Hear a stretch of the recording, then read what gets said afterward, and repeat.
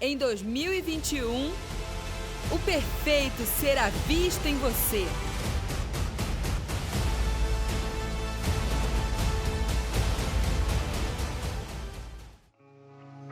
Aleluias. Se puder ficar aí comigo.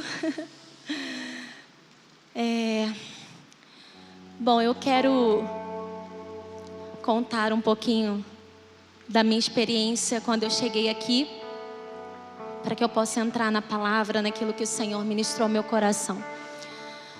Eu cheguei aqui em junho, era o aniversário do Ministério Sonho de Deus, e cheguei aqui vivendo momentos muito difíceis, desafios muito grandes. E quando eu me deparei com o vídeo do aniversário, que era uma águia, né? Em um vídeo muito bonito, na qual o tema era livres para voar sob o comando da sua voz. E aquele tema me impactou de uma forma muito grande, porque se é que eu posso dizer assim, eu nasci num berço evangélico, né? E sempre conheci a Cristo, mas eu até então vivia com uma mente escrava. Eu servia ao Senhor, eu adorava o Senhor, tenho 5 anos de ministério pastoral, mas eu me deparei numa condição de religiosa.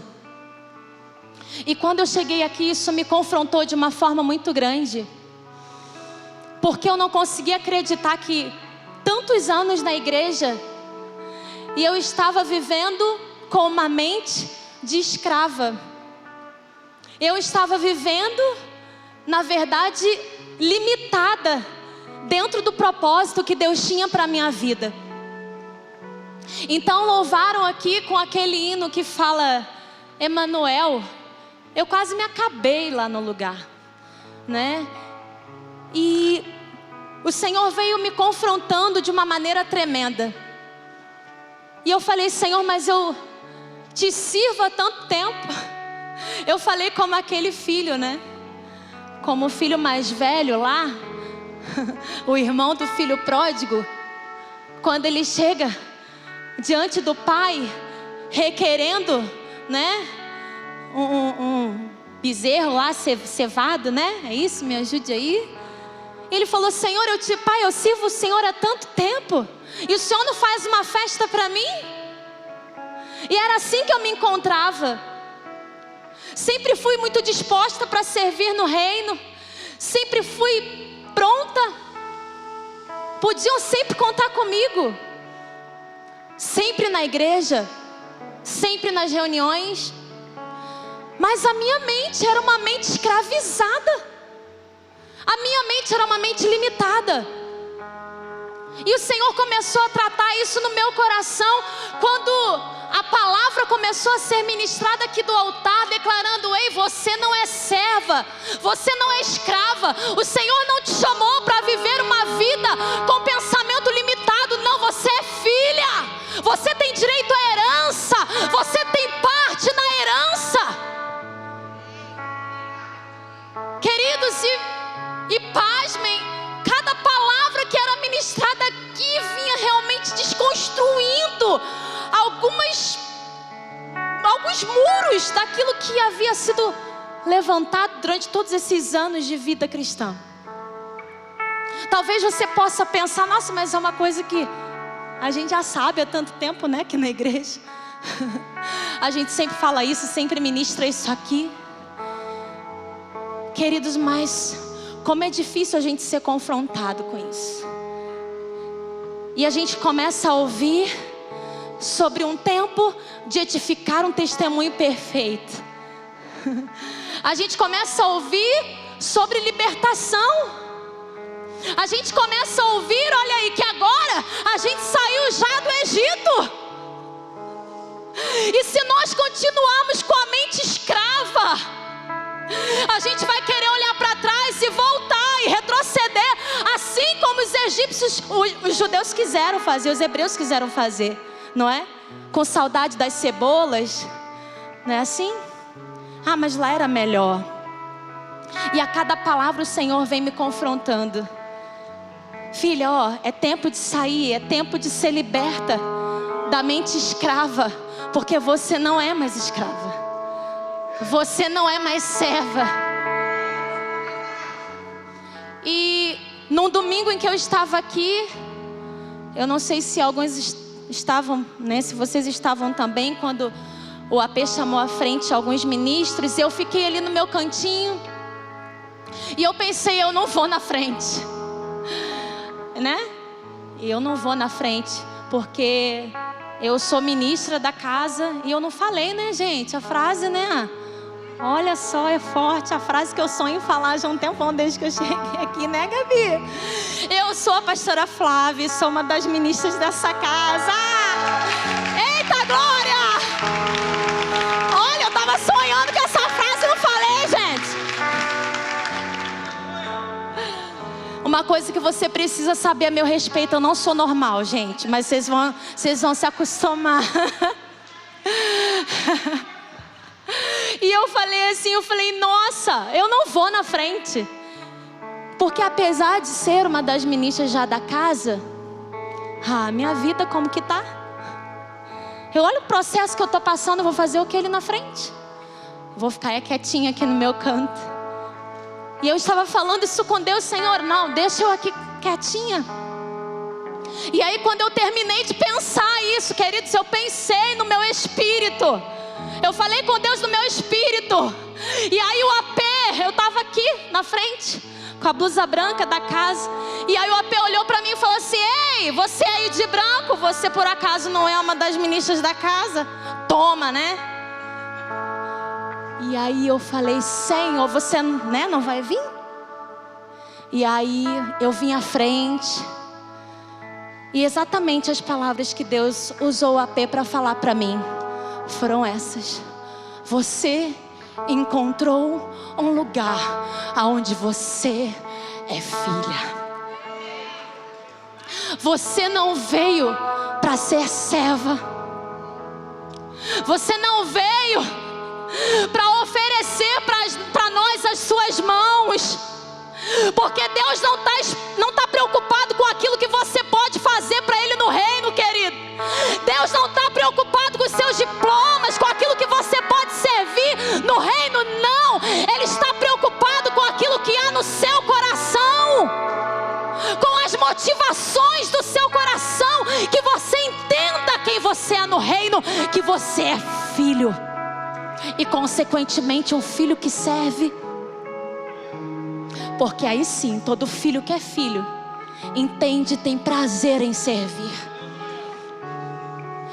E aí o Senhor veio edificando algo no meu coração. E o Senhor trouxe ao meu coração, ouvindo sobre o testemunho perfeito, Pai, Filho, Espírito Santo, crucificação, ressurreição e ascensão. O Senhor trouxe para mim também, ao meu espírito, um tripé. E o Senhor falava ao meu coração: fé, esperança e amor. Eu gostaria que você abrisse a sua Bíblia lá em 1 Tessalonicenses, no capítulo 1, no verso 3. Se puder projetar. Que vai dizer assim: recordamo-nos constantemente, na presença do nosso Deus e Pai, do vosso trabalho que resulta da fé operosa, do amor fraternal, abnegado e da perseverança que vem de uma convicta esperança em nosso Senhor Jesus Cristo. Quando eu olho para essa passagem, esse capítulo vai falar a respeito de uma igreja. Paulo agora está escrevendo à igreja de Tessalônica. Paulo ajudou a fundar a mesma juntamente com Silas, com Timóteo. E eles fundaram essa igreja. Alguns dizem que eles falaram do amor de Deus por apenas 3 semanas naquele lugar. Mas a mensagem era tão forte. Paulo pregava sobre o Messias. E alguns judeus que não eram convertidos ainda começaram a ficar incomodados com aquela mensagem de Paulo. Porque pregar Jesus como Messias era a mesma coisa que dar a Jesus o título de rei, que era um título que somente era dado naquela época ao imperador. Eles não admitiam que nenhum outro fosse Messias e rei, a não ser o imperador naquela época. E a mensagem começou a incomodar aqueles judeus ainda não convertidos. E isso fez com que eles expulsassem Paulo e Silas da cidade. Mas eles não sabiam que a mensagem de Cristo havia vindo ao coração, de encontro ao coração daqueles judeus que estavam ali, que haviam se convertido de uma forma sobrenatural.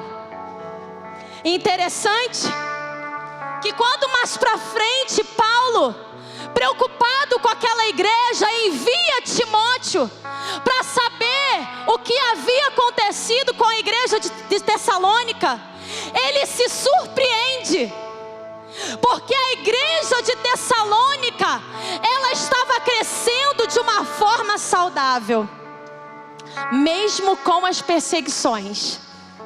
A igreja de Tessalônica não se intimidou, mesmo com os levantes.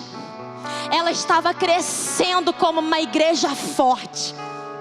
A mensagem de Cristo havia impactado aqueles corações, a mensagem genuína e verdadeira.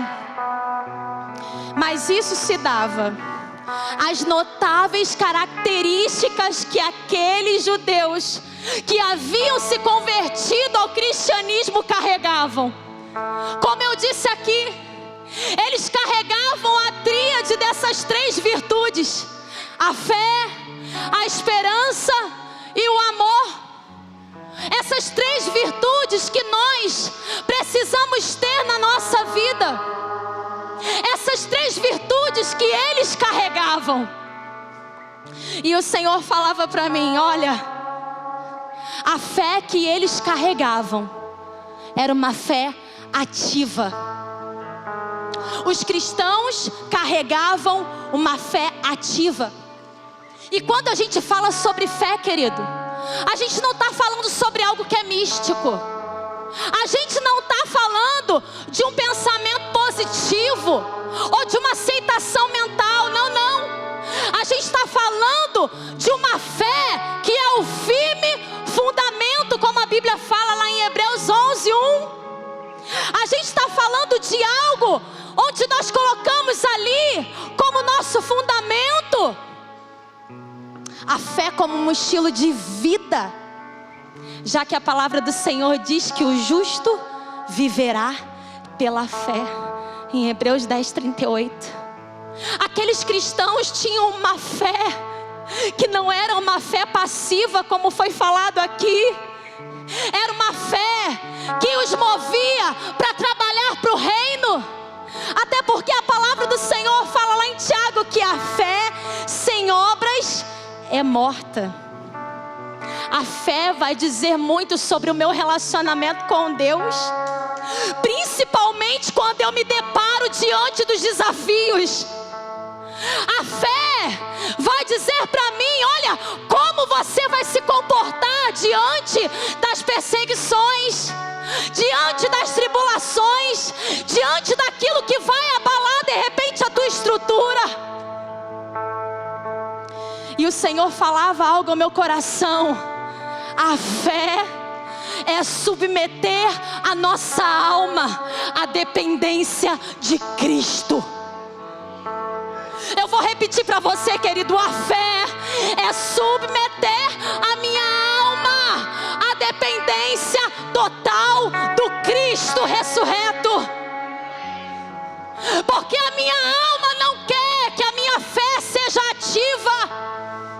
A minha alma não quer que eu caminhe baseada numa palavra que muitas vezes é liberada aqui do altar como uma palavra profética. Sabe por quê? Porque o inimigo sabe que sem fé você não consegue agradar a Deus. Então ele vem para roubar a sua fé. Ele vem para que você esteja paralisado mediante as circunstâncias, mediante os desafios. É viver por meio dele, por ele e para ele. E isso inclui a morte total do nosso eu. E isso inclui a morte total das nossas vontades. Porque falar de fé é colocar o pé primeiro para que ele coloque o chão. Mas como é difícil nós entendermos isso muitas vezes.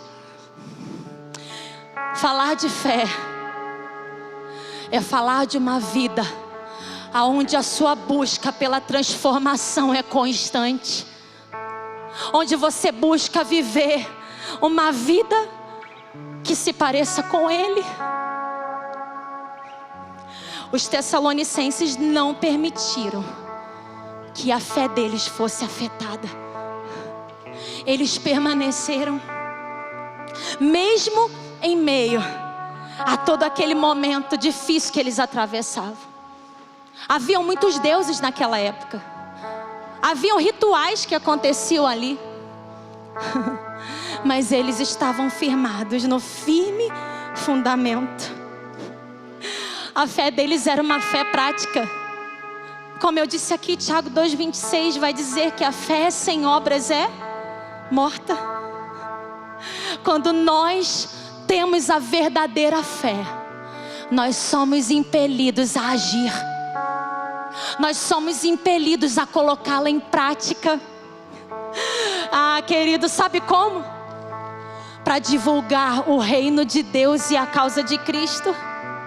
Nós não conseguimos mais ficar parados, porque nós entendemos que o reino de Deus precisa crescer.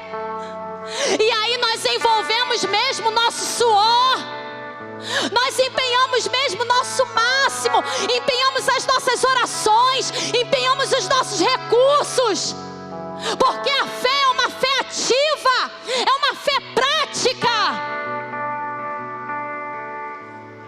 A fé, ela opera pelo amor. Sabe o que é interessante? A fé, ela não tem fim em si mesma. A fé está sempre olhando para o outro. Ela tem um destino. Sabe qual é o destino? É o próximo.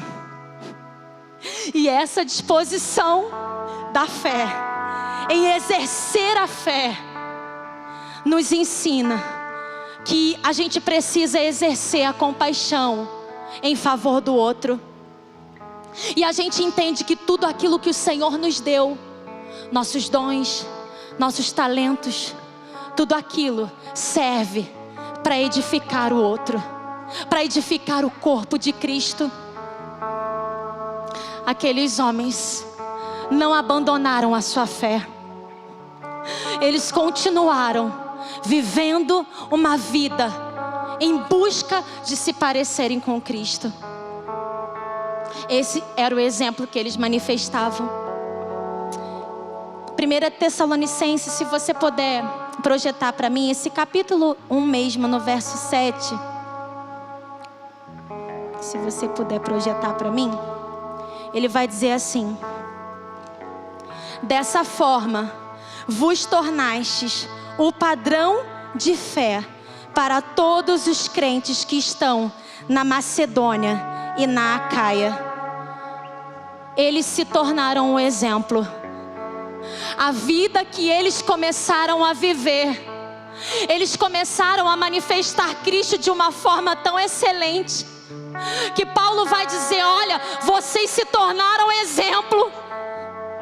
Aquilo que vocês estão vivendo, manifestando, ei, vocês agora são exemplo.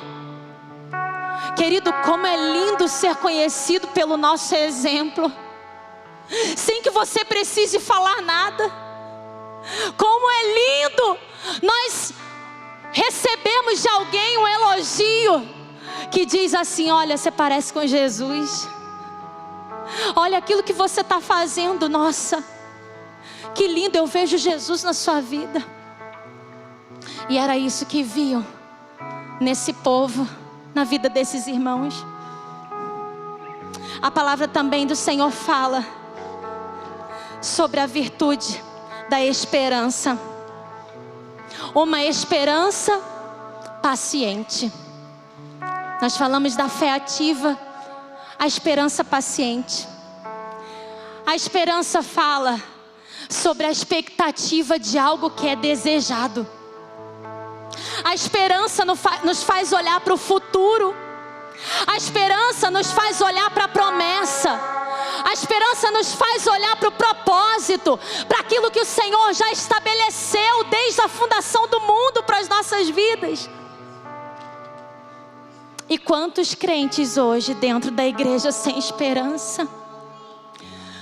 Provérbios vai dizer que a esperança adiada adoece o coração. Queridos, o inimigo ele vem para roubar a nossa esperança. Ele vem para nos deixar de fazer acreditar naquilo que Deus já prometeu para as nossas vidas. Porque a esperança vem criar em nós firmeza. A esperança vem criar em nós constância. Olha o que é interessante. No grego, o vocábulo upomone, ele que quer dizer perseverança. É estar firme e constante na tribulação. É a qualidade e poder e resistência que capacita o homem a morrer pelo seu Deus. A esperança é um poder que te capacita a morrer por Cristo. A esperança precisa ser constante, a despeito das tribulações, a despeito das perseguições. Hebreus 10, 23 vai dizer assim: retenhamos firme a confissão da nossa esperança, porque é fiel aquele que prometeu. A esperança te leva a perseverar, querido. Se você não consegue mais ter esperança, o Espírito Santo de Deus vai renovar a tua esperança nessa noite, para que você volte a sonhar, para que você volte a crer nos propósitos que o Senhor já prometeu para ti. Aleluia! Mas tudo isso depende de onde estamos depositando a nossa esperança. A nossa esperança deve estar fixada em Deus através de Cristo. A minha esperança precisa estar depositada no lugar certo. A minha esperança não pode estar em pessoas. A minha esperança não pode estar em coisas. Como eu disse aqui no começo, a esperança é a expectativa daquilo que eu desejo. Ei, onde estão as suas expectativas, querido? Onde você está fixando as suas expectativas? Nos momentos mais difíceis da minha vida, quantas foram as pessoas que prometeram tantas coisas para mim? Tantos amigos que se diziam amigos, e que muitas vezes eu errei sim em confiar, em depositar a minha esperança, em pensar: não, se acontecer alguma coisa errada eu tenho essa pessoa. Se acontecer alguma coisa, não, o fulano vai me ajudar, o ciclano já se propôs, não, vai dar tudo certo. E aí, chute o que aconteceu. Tem alguém aqui que nunca se frustrou porque depositou a esperança em pessoas ou em algo e se frustrou e depois se entristeceu por isso? onde você está colocando a sua esperança. Oh, querido, a esperança, a falta dela, ela pode ser destrutiva. Porque se você não tem esperança mais, você não consegue mais sonhar. Se você não tem esperança, você não consegue mais crer. A sua fé se torna uma fé anêmica, uma fé paralisada, como foi dito aqui, uma fé passiva.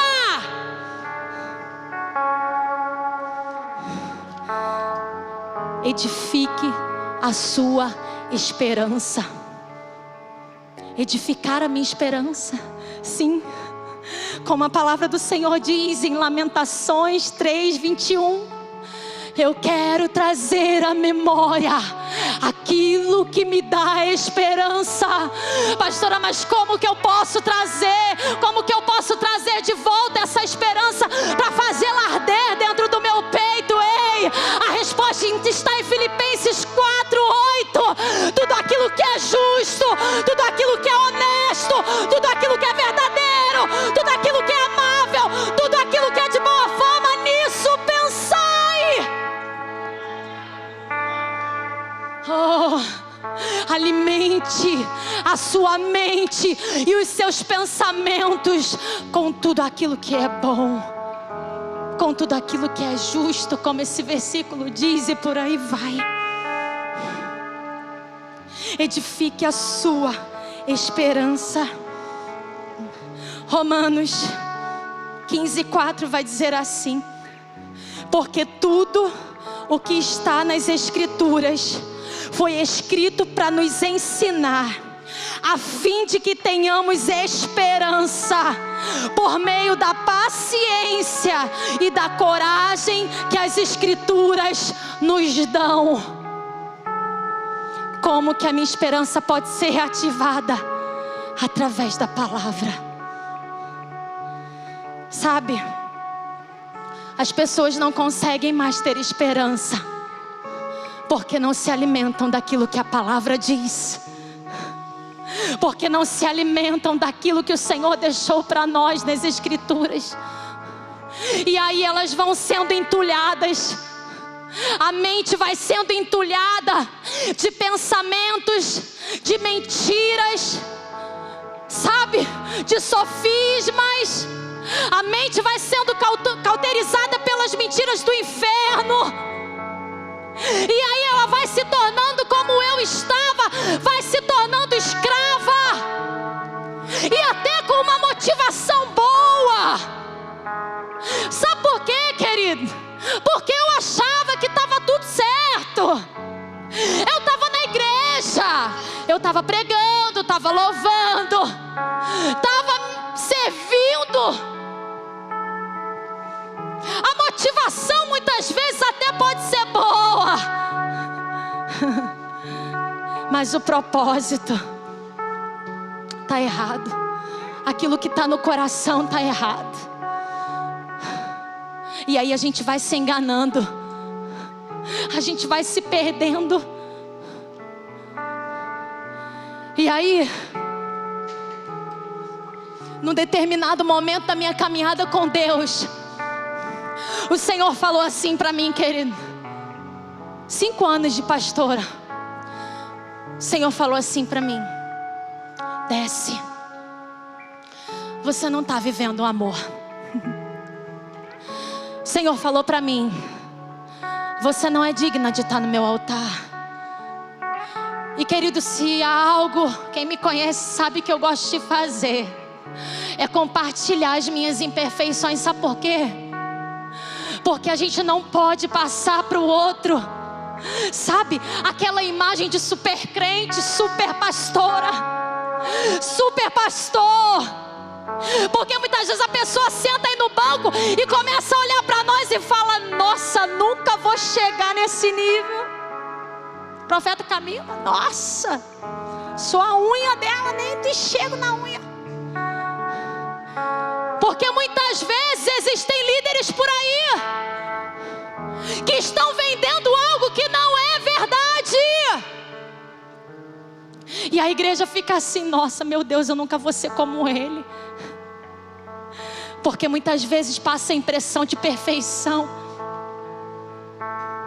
E eu gosto de falar das minhas imperfeições e das vitórias que o Senhor me deu. Porque de repente você pode estar aí na cadeira e pensar assim, e dar uma respirada e falar assim: nossa, eu sou como ela é como eu, está tudo ótimo. Ela passou por isso também, nossa, eu também passo por isso. O Senhor falou para mim: desce. Você não é digna de estar aí em cima, você não está vivendo amor. Eu falei: oi Deus. Oi? Aí a gente acha até que é o diabo, né? Está repreendido. Em nome de Jesus, Satanás. E o Senhor começou a pontuar algumas coisas para mim. E eu posso dizer que o Senhor pegou uma cadeira e, como um bom pai, como um pai perfeito que Ele é, Ele me sentou na cadeira e Ele começou a mostrar para mim aquilo que eu precisava mudar, aonde eu estava errando. E o Senhor falou: conserta, refaz o caminho, volta lá atrás, vai pedir perdão. Pedir perdão: Senhor, tá tudo certo, tá tudo bem comigo. Imagina, não tenho nada contra ninguém, Senhor. E o Senhor começou a falar assim: sabe aquele casal? Aquele dia que você encontrou eles na rua, que você falou entre os dentes? Sabe aquele outro dia que você passou pelo outro lado, que eu vi? Eles não viram não, mas eu vi, que você não quis falar? Sabe, Flávia, isso? Sabe aquilo? Sabe aquilo outro? Pois é, eu vi. Mas você está subindo para falar do meu amor, né? Mas você está subindo para pregar sobre perdão, né? Ninguém viu, mas eu vi, né? E o Senhor falava assim: volta lá. E eu falei: Deus, eu não vou voltar. Capaz, não vou falar igual Taubatiano, né? Capaz mesmo. Capaz mesmo que eu vou voltar, Senhor. Preste atenção aqui, querido. O Senhor falou assim para mim, ó: se você não voltar, vou melhorar para você o que Ele falou. Ele falou assim: como você não expressou o amor que eu esperava que você expressasse e manifestasse, se você não voltar, eu vou te humilhar e eu vou fazer que você volte do meu jeito. Fala assim comigo: é forte. Mas fala assim mesmo com vontade: é forte. É que você não fala mais forte porque não foi você, né? Eu vou te humilhar. Que isso, pastora? Deus não faz isso com ninguém, não. Deuteronômio 8, o Senhor fala ao povo de Israel: sabe por que eu deixei vocês lá no deserto? Deixei para humilhar vocês. Sabe por quê? Para saber aquilo que havia no teu coração. E aí, querido, só o que me restou foi o quê? Isso mesmo, voltar. E eu fui lá. E eu cheguei diante deles, querido. Já havia muito tempo que a gente não se falava. E eu falei: eu vim aqui porque eu quero pedir perdão. Eu quero pedir perdão. E eu poderia falar assim, ó, porque às vezes a gente coloca tudo dentro do saco. A gente ora assim, ó, vê se você já não orou comigo: Senhor, perdoa todos os meus pecados. Você não orou assim não? Nunca? A gente bota tudo no pacote e fala: Senhor, perdoa tudo, né? Tá tudo aí. E o Senhor falava para mim: fala aquilo que você está pedindo perdão. Porque quando a gente entra na presença do Senhor, para confessar os nossos pecados, o Senhor quer que a gente fale. E eu comecei a falar, irmãos, como é difícil. E eu quero falar. Eu comecei a falar, eu quero pedir perdão, sabe por quê? Porque eu falei mal de vocês. Eu quero pedir perdão, sabe por quê? Ai, porque eu não tinha nem prazer de passar por vocês quando eu os via. Eu quero te pedir perdão, sabe por quê? Por isso. Por isso. Por isso. Por isso. E enquanto eu pedia perdão, eles choravam, querido. E eu chorava. E o Espírito Santo tomou aquele ambiente. Porque é isso que Ele espera de nós. Aqueles cristãos da cidade de Tessalônica viviam também uma terceira virtude. E é a última que eu vou falar. Eles viviam o amor. 1 Coríntios 13:13, projeta para mim, por favor. Vai dizer assim: agora, pois, permanecem a fé, a esperança e o amor, mas o maior deles é o amor. O maior deles é o amor. O amor altruísta. Sabe o que é um amor altruísta, querido? É colocar o outro acima dos seus interesses. É colocar o outro acima das suas vontades, daquilo que você pensa ou deixa de pensar. O amor daqueles homens era um amor por almas. Era um amor que os fazia se gastar pelo reino, pela causa. Não adianta fazermos tantas coisas se não houver amor. Paulo vai dizer em toda a carta de 1 Coríntios 13 que não adianta falar em línguas, profetizar, pregar, cantar, dançar, se não houver amor. É como metal que tine. Um amor que é vivido na prática. Será que isso te lembra alguém? Será que isso te lembra alguém? Alguém que se entregou sem reservas. Um amor que não mede consequências. Um amor abnegado. Amor incondicional. Amor que não ficou só em palavras. Quando Romanos 5:8 vai dizer que Deus prova o seu amor para conosco quando Ele envia o seu melhor, quando Ele envia a sua primícia, quando Ele envia Cristo. Ele provou o seu amor por nós naquela cruz, querido. Era isso que eles viviam. Um amor que se doava. Sabe? Porque você se gastar na realização de um sonho, de um projeto, de algo que você tem, não é? Como um propósito de vida, tudo bem.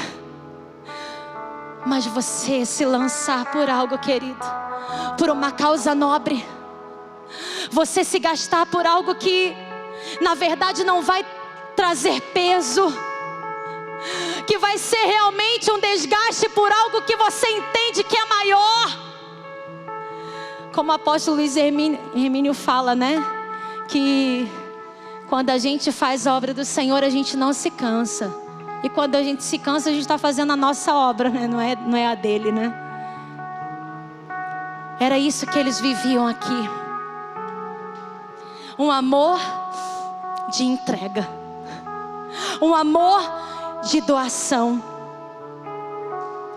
Porque a gente sabe que amor não é um sentimento. O amor é uma pessoa, querido. 1 João 4,8, na parte B, vai dizer isso, que Deus é amor. E Deus, na pessoa de Cristo, como eu disse, provou isso para nós. É interessante que quando a gente... Como é difícil a gente amar, né?